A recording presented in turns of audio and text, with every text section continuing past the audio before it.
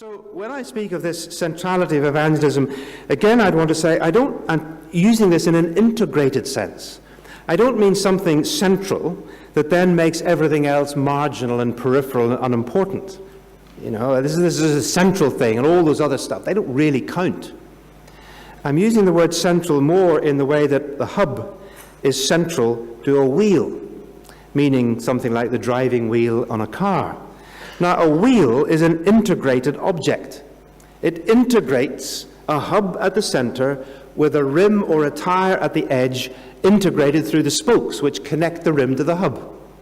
And to have a wheel, you have to have both. You have to have a rim that is connected to the road, and you have to have a hub that is connected to the engine, which then drives the energy through the hub to the rim where rubber hits the road, as we might say.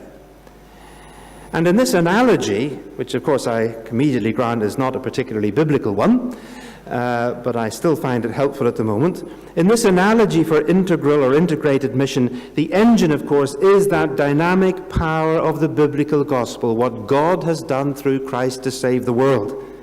And the hub is our sharing of that engine power through the sharing of the good news. The rim, the tire, is the embodiment of the gospel in the world, in life and work, and in all our engagement with the context and with culture, as it were, the road on which the car is driving. And to drive a car, you have to have integration, connectedness between these things. They're different in themselves. The hub is not the rim, the tire is not the hub, neither of them are the engine. They are different, but they have to function together. Otherwise, you'll get nowhere. And it's actually no good asking which is more important or which comes first, the hub or the rim. If you haven't got both functioning together, you ain't got a wheel. You might have a hub that's just a spinning axle head, making a lot of noise. You might have a tire which is just a hoop. It'll roll away and spin and fall over. If you aren't integrated, then they're not going to be dynamic in their progress. So to engage in integral mission, you need the integration of the historical truth of the gospel in the Bible, the declaration of that through evangelism, and the embodiment of that in social and contextual engagement with society where we actually live. So once again, I like to think that the Cape Town commitment has sort of tried to capture this in some ways, and I don't know whether I've got it on the screen yet. No, I haven't, so I'll pull back. I'll just quote it for you. But it comes from section 10.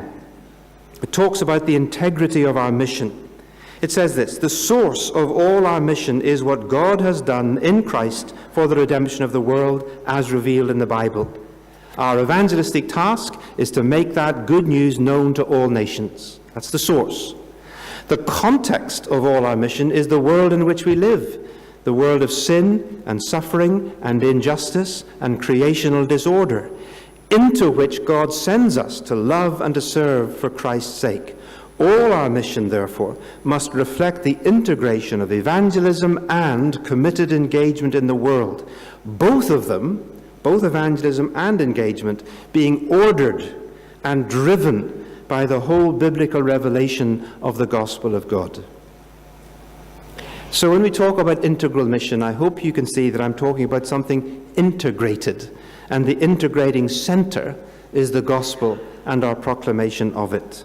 And that's why the Cape Town Commitment goes on a little bit later in another section to say this: let us then keep evangelism at the center of a fully integrated scope of all our mission, inasmuch as the gospel itself is the source, content, and authority for all biblically valid mission. All we do should be both an embodiment and a declaration of the love and grace of God and his saving work through Jesus Christ.